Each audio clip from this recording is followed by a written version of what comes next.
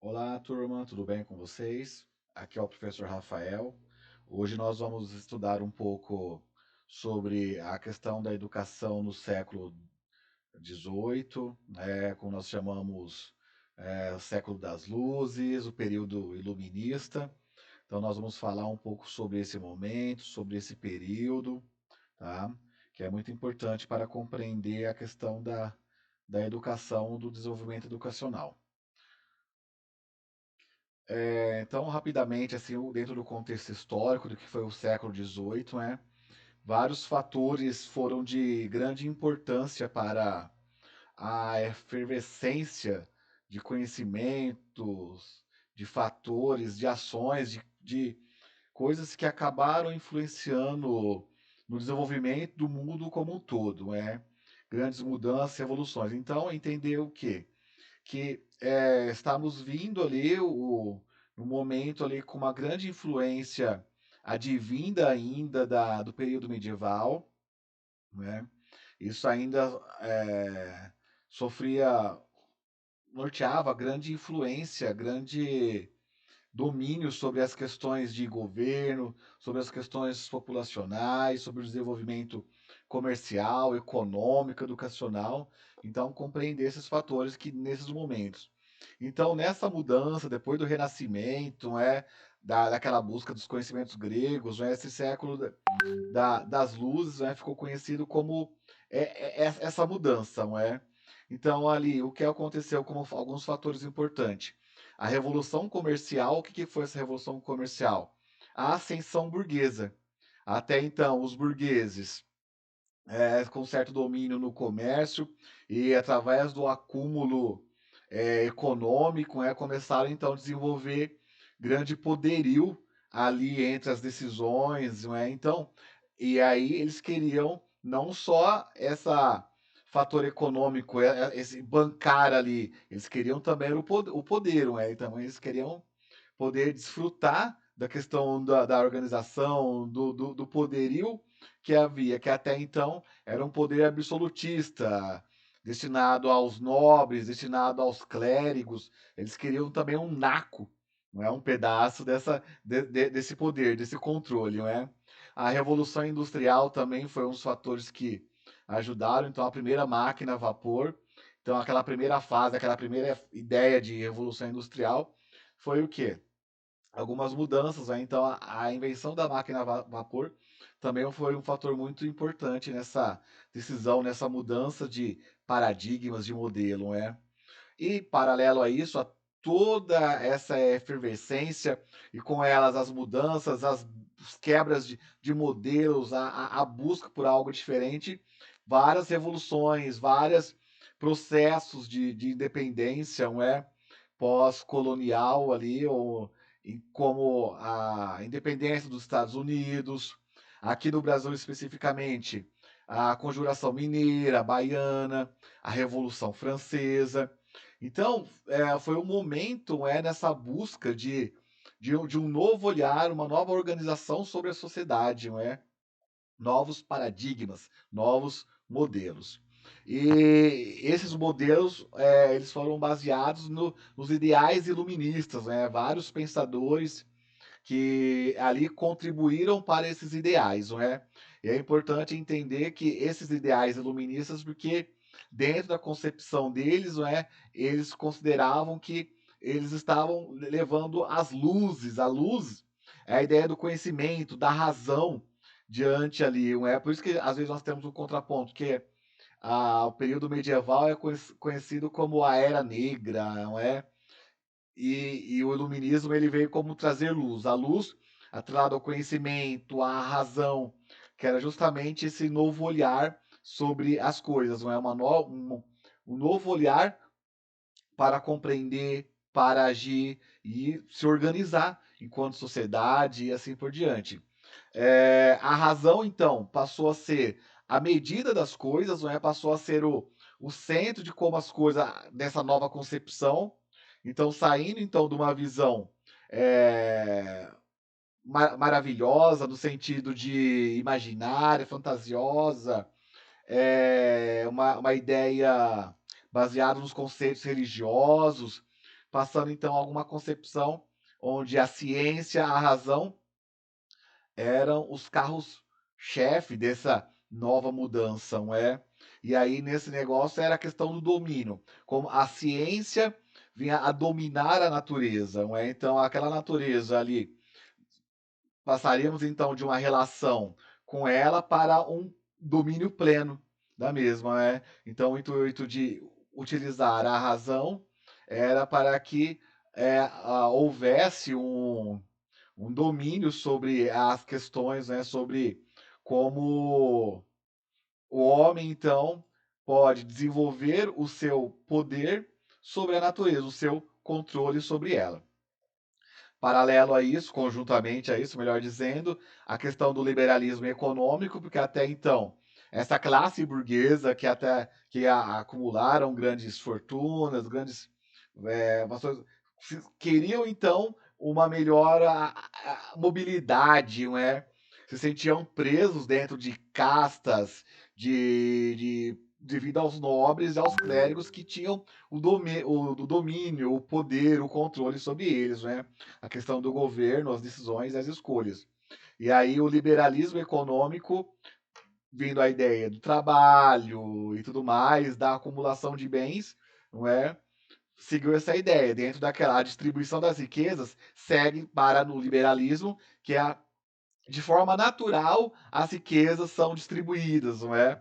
Elas ocorrem naturalmente, não há a necessidade de uma entidade divina ou uma entidade de uma pessoa para fazer essa distribuição. Naturalmente, através do trabalho, da ação, as riquezas são acumuladas, são distribuídas, não é? Uma questão de governo, uma questão de controle, ou a contraposição ao absolutismo, até então, dos nobres, dos clérigos, né? Então, dentro, voltando e criando mais uma disseminação pelos ideais democráticos. Então, aqueles ideais de democracia da Grécia Antiga são retomados aqui, são reestruturados, é criado uma lei ali de tripartição de poder a partir então de Montesquieu. Montesquieu é um dos pensadores que traz essa ideia do poder tripartido, né? Mas dentro da democracia é o poder do povo. Prevê uma participação, uma maior participação na organização da cidade, na organização política. Então, há esse confronto contra o absolutismo dos nobres. E também, dentro dessa organização política social, há a contraposição à religião. Aquela religião dogmática, não é? Aquela religião que traz, então, os modelos prontos, acabados, sem abertura para discussões, com bases fundamentalistas ali, utilizando o latim, com uma concentração de poder e de riqueza muito grande na Igreja Católica, não é?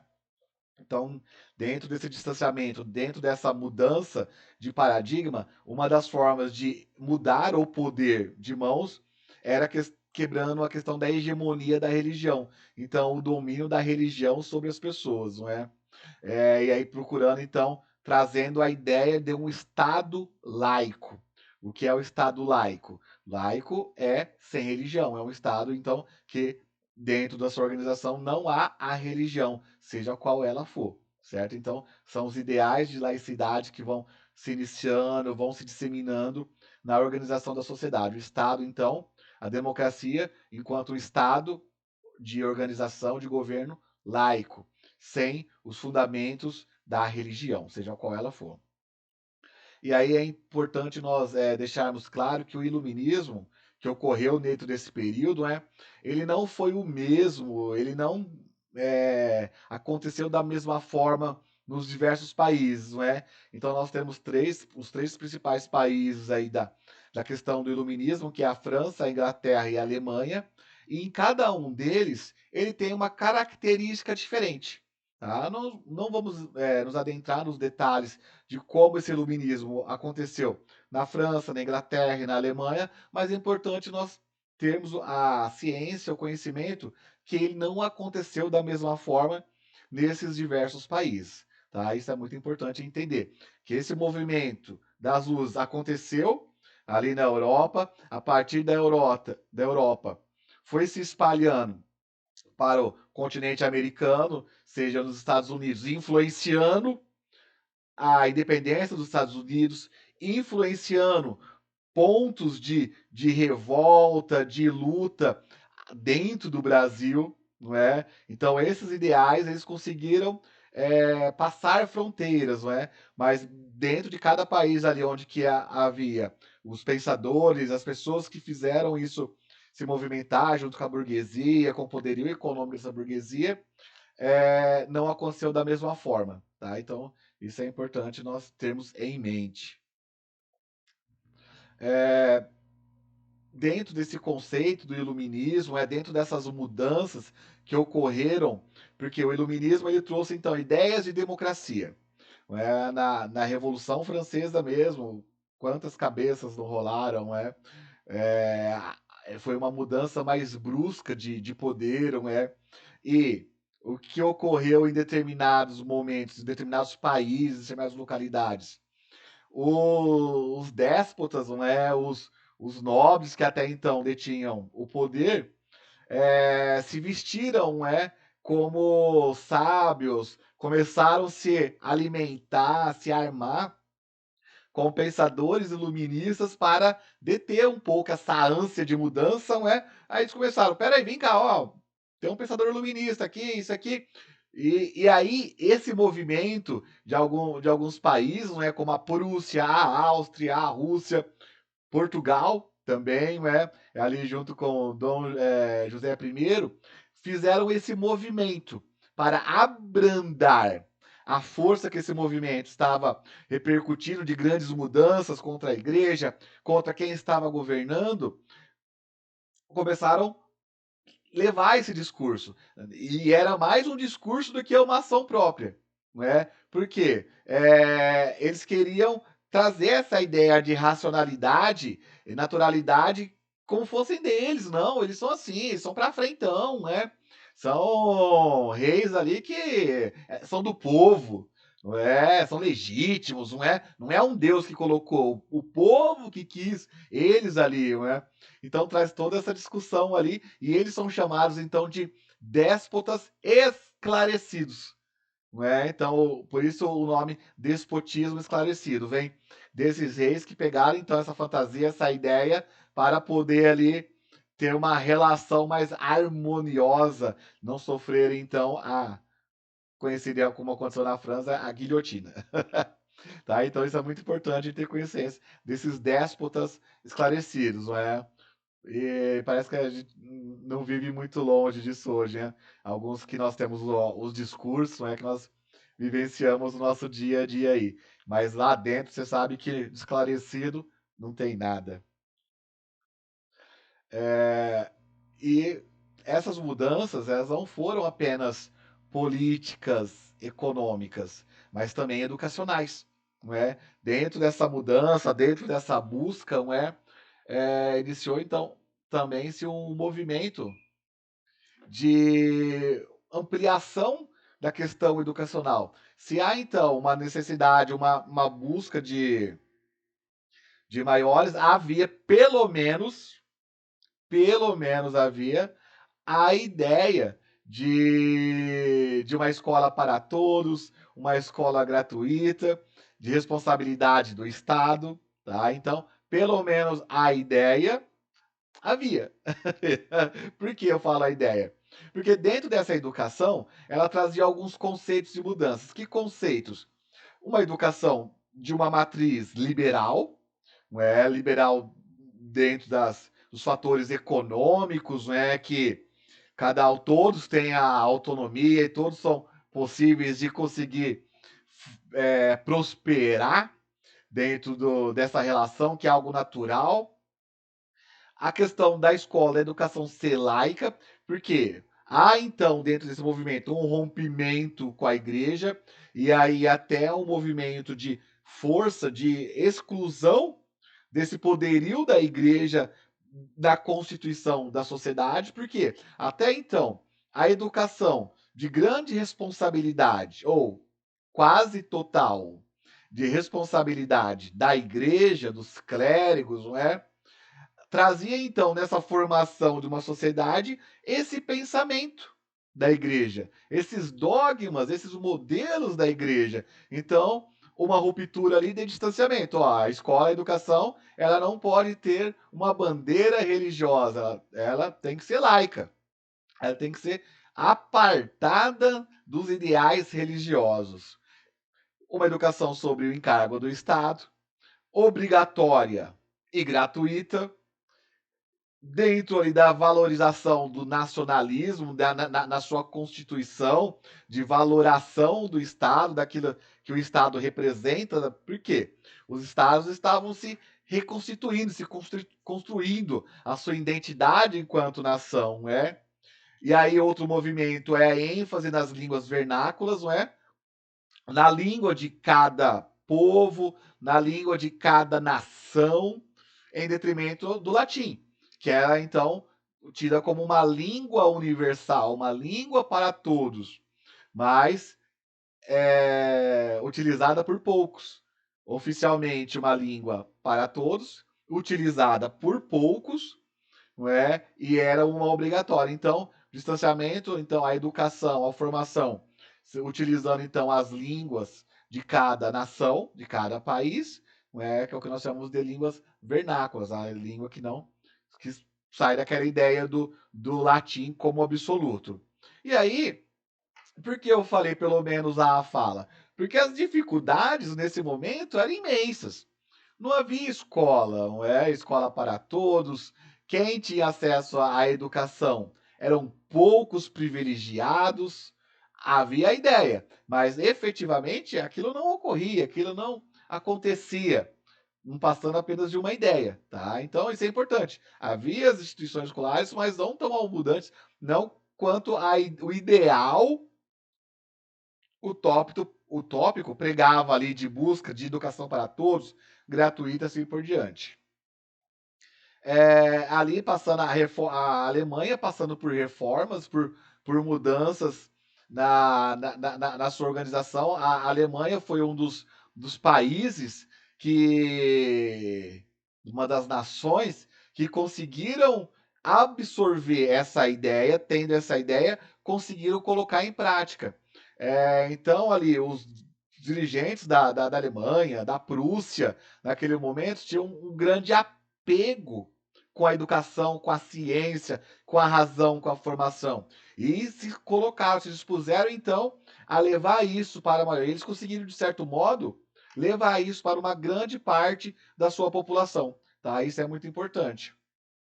Em Portugal, acontecia então a reforma pombalina, não é? Marquês de Pombal, e um dos pontos foi o quê? A extinção dos jesuítas, não é? E por que essa extinção dos jesuítas?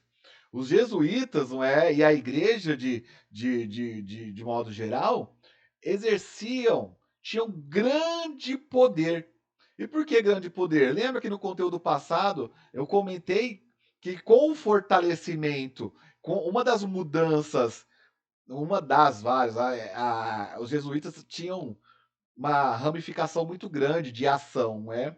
E uma delas era a escolarização nas colônias, era uma escolarização dos próprios países, né? Sobre a sua responsabilidade. E essa escolarização, essa educação, essa formação era um meio utilizado para disseminar os seus ideais, as suas ideias.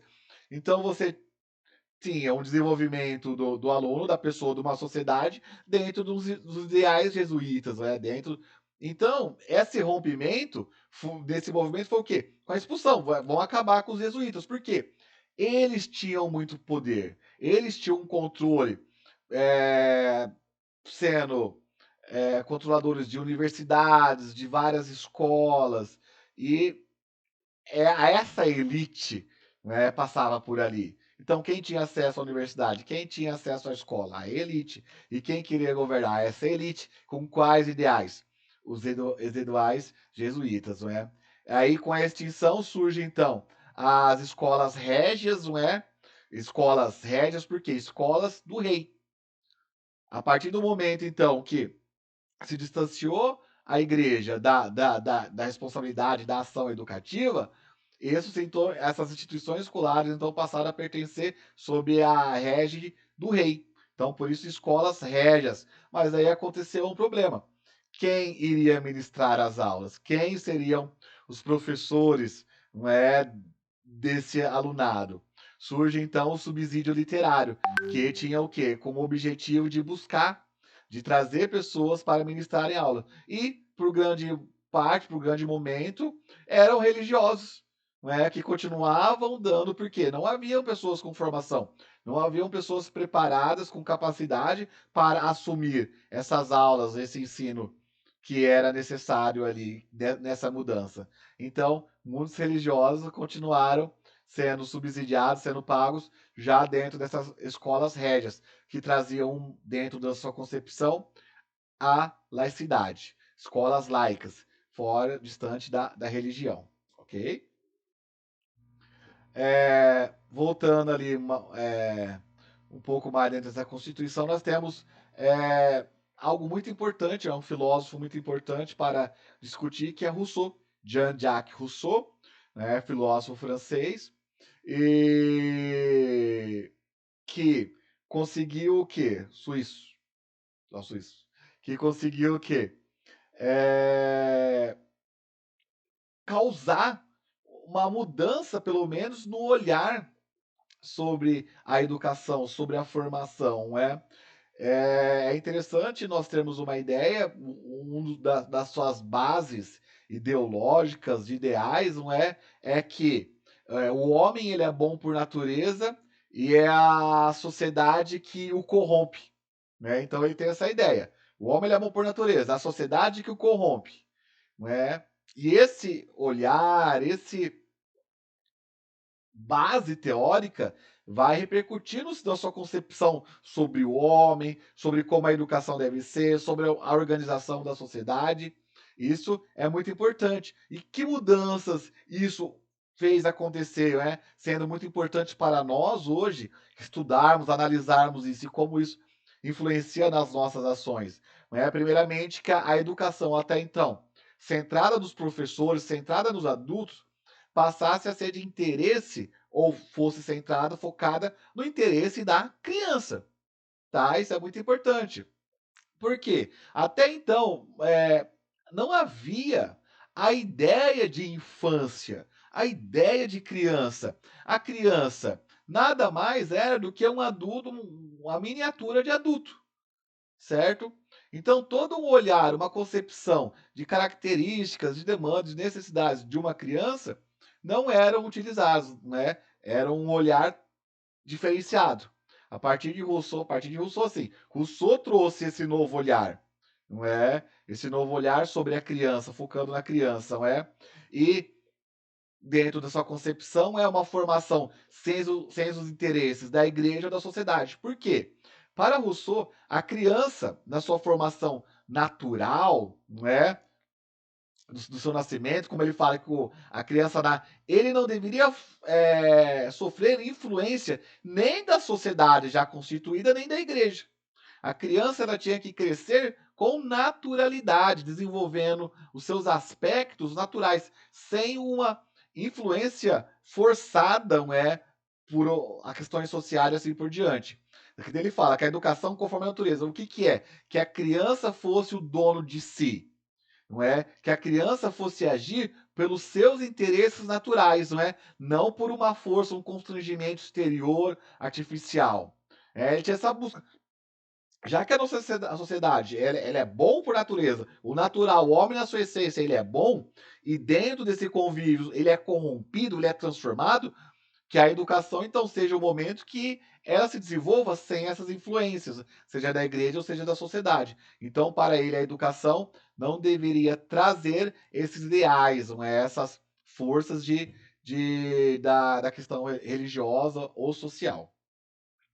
E aí ele escreve um livro, chamado a obra Emílio, e nessa obra ele relata, a história, de educação, de formação, e ele trata ali, de uma criança ali, de um jovem que vai ser educada, não é?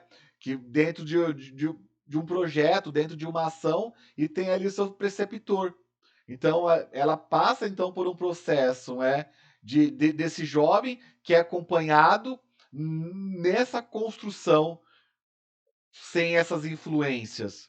Então, o livro Emílio, aí eu deixo a indicação de leitura, muito bacana, de fácil acesso, encontrar de domínio público, né? Então, vocês vão encontrar de graça ou os livros bem baratinhos. É essa história que conta a trajetória desse jovem na sua formação,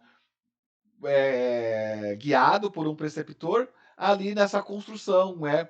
Nessa educação, obedecendo, seguindo essa natureza dela, da própria criança, do próprio jovem, né? E aí é interessante que é essa ideia da natureza, o homem é bom por natureza, não é um ideal de selvagem, de regressão, mas é um ideal de naturalidade do homem como ele é, da essência, da vocação humana, tá? Então não é um retorno aos ideais de rastejar, não é isso, mas que na sua essência, no seu desenvolvimento, seja algo natural, não seja algo moldado, formado, pré-determinado, né? Rousseau ele era um amante da natureza, não é? E isso traz a questão da relação, como o homem deve se relacionar, como a criança nesse conhecimento deve se relacionar. É muito interessante uma fala dele que ele deixa aqui. As coisas. Nunca repetirei bastante que damos muito poder às palavras, né? Aí, desse modo, ele valoriza a experiência, a educação ativa para a vida, para a ação, cujo principal motor é a curiosidade. Olha, isso é muito forte, não é? Uma educação que o motor deve ser a curiosidade. E a palavra, porque a palavra ela não é só palavra, a palavra ela também é ideia, ela é ação, ela é conceitos e assim por diante, tá? Então, termos cuidado dentro dessa ideia, dentro dessa formação, para o quê? Para que os nossos ideais não sejam moldes para a criança. Por quê? É uma concepção de construção natural e de autonomia. Não é dentro dessa autonomia, essa constituição, sem essas influências, seja quais elas forem. Né? E aí a ideia dele é uma, um ensino, né, baseado na questão da virtude, né, da virtude são essas características, não é? E o máximo possível sem os preconceitos, hábitos, não é? Aquilo que às vezes nós carregamos, não é? Às vezes o professor, ou a família, assim por diante, a grosso modo dizendo, leva isso, não é? Para então nessa formação, é de uma educação já pré-moldada dentro daqueles ideais. Então, para Rousseau, a criança tinha que ter a liberdade de crescer seguindo a sua naturalidade, tá? E aí nós temos que ter cuidado, porque essa educação não é uma educação do abandono. Qual que é o papel do professor nessa formação? Não é um de abandono. Então fica aqui, ó. Esse é o papel do professor. Não se deve impor o saber à criança, tampouco pode deixá-la no puro espontaneísmo. O que ele quer dizer isso? Da mesma forma, não é algo ali que eu imponho, algo. E essa imposição do saber, na verdade, é algo às vezes pronto, acabado. É aquela ideia de dogma que nós temos, que quando o conhecimento ele vai acabado, ele vai pronto, sem possibilidade de discutir, refletir. Não é? Então, da mesma forma, eu não devo impor esse conhecimento, mas também eu não posso deixar ele jogado. Ó, se vira, vai aprender. Não é isso. É uma mediação, porque na criança, no final, ele deve aprender a lidar com os próprios desejos, não é? Esse autoconhecimento, não é? Dos limites, dessa questão de ser dono de si mesmo, né? Então, é um projeto de uma formação cidadã, é um cidadão já consciente, já com o seu autorreconhecimento, né? Isso é muito importante, né? Que daí, dentro dessa desenvolvimento, a criança vai o quê? Vai descobrir por si própria as leis das coisas, das relações interpessoais. Então, para ele se torna natural essas relações. Por quê? Ele vai, a partir do seu auto-reconhecimento, do reconhecimento dos seus limites, a existência dos seus limites, essa convivência em sociedade, né? Rousseau ele também sofre algumas críticas, não é? Por quê? Porque é considerado por alguns estudiosos da educação como um ideal elitista. Porque dentro da sua obra, Emílio é uma pessoa acompanhada por um preceptor. Quem tinha acesso ao preceptor? Já que você tem um ideal, não a realidade, um ideal de educação gratuita, uma educação para todos, e aí ele traz ali uma formação única, individual, por um preceptor, então ele cria uma ideia de elitismo, de individualista, sem a necessidade do convívio à sociedade. Mas o importante é nós entendermos o quê? Que essas falas, esses escritos, não são receitas de bolo, não são regras, são pontos de reflexão. Tá? Tudo são pontos de reflexão. Então nós temos que analisar, refletir, pensar. Não, ó, é aquilo, vamos praticar, é isso que nós vamos colocar em prática. Não é bem assim, tá? Mas tem que partir para uma concepção, uma análise e como isso vai adentrar na questão educacional, tá? A partir de Rousseau, então, nós temos Kant, né? Kant aí um filósofo alemão, muito importante dentro dessa discussão, né? O que nós temos ali, quem escreveu especificamente sobre educação ou pedagogia, como nós estamos utilizando o termo aqui, né? Foi ali aulas que ele ministrou, anotações de aulas, não é? Em uma universidade. E as suas obras principais, não é a crítica da razão pura e a crítica da razão prática. Não é? A crítica da razão pura, não é? Ele trata a questão do conhecimento, dos limites, da capacidade do homem conhecer. E por quê? Porque isso vai influenciar em todo o desenvolvimento científico, no todo o desenvolvimento do conhecimento. Seja depois no desenvolvimento da fenomenologia, não é? De outros conceitos que vão tentar entender como o homem aprende, como o homem desenvolve o conhecimento, como ele adquire conhecimento. Porque nós temos algumas correntes, o racionalismo, o empirismo, e nesse momento ali era um momento muito forte do desenvolvimento da ciência e de fortalecimento da ciência. Então o empirismo era muito forte. O que é o empirismo? É a ação da prática. Você aprende praticando, fazendo. É uma concepção de ciência, é uma concepção de epistemologia. Então, e essas concepções, elas vão se modificando, vão se conforme aquilo vai. E para Kant, ele fazia uma crítica à questão dos empiristas, não é? Que para ele todo o nosso conhecimento vem da relação dos nossos sentidos, não é? Com aquilo que com o nosso pensamento, com aquilo que nós estamos pensando, não é? Então a razão, há uma relação muito mais do que apenas a prática. Porque chega em certo momento, nós temos uma disputa entre os racionalistas e o empirismo. Nós conhecemos através da prática. Não, nós conhecemos através da razão. Então, essa disputa ela vai se ampliando, não é? Dessa capacidade que nós temos de conhecer. Por quê? Isso vai ser importante para depois, nos desenvolvimentos metodológicos, didáticos da educação. Eu entender como o homem aprende, como o conhecimento ocorre, é fundamental para uma instituição escolar.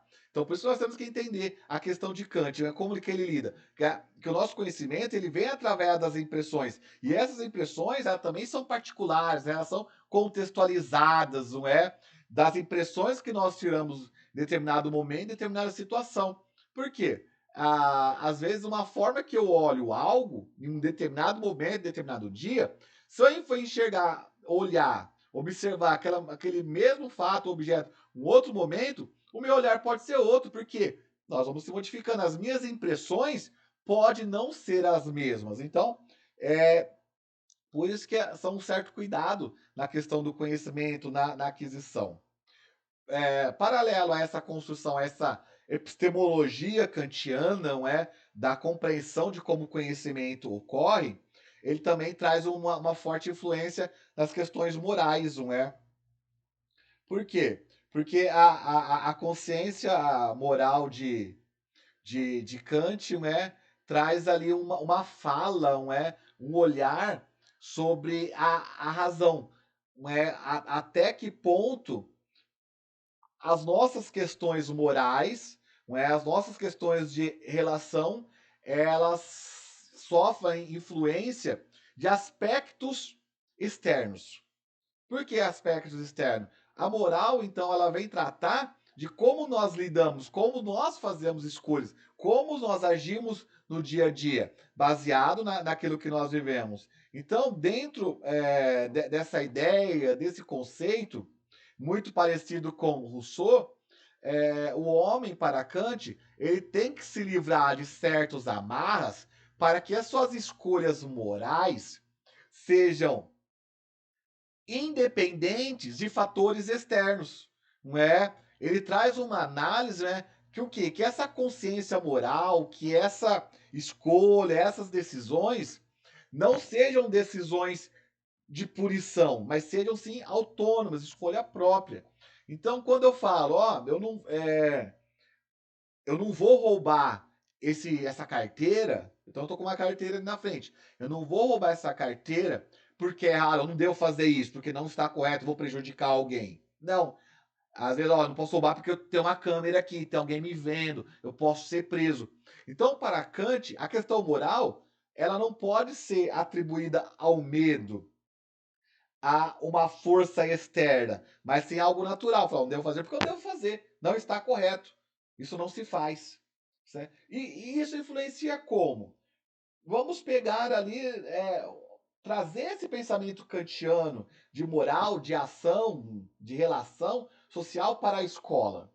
E às vezes até para a nossa própria família, não é? No nosso próprio conceito. Quem aqui, eu pergunto, quem aqui nunca escutou a mãe falando, alguém falando, ó, não faz isso que eu vou chamar o homem do saco.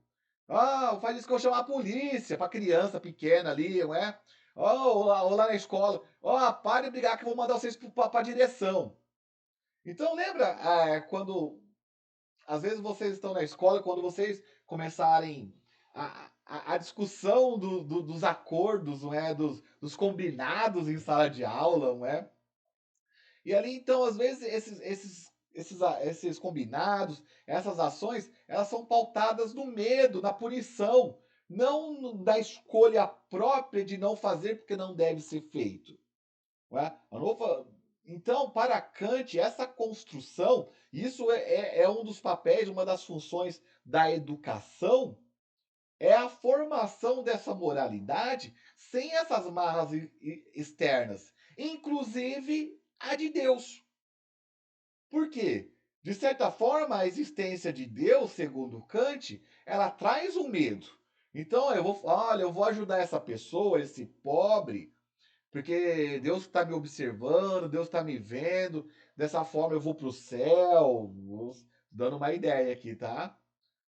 E não, eu vou ajudar ela porque ela está precisando, ela está com fome, ela está passando frio. Não. Então eu vou ajudar porque tem algo maior me vendo.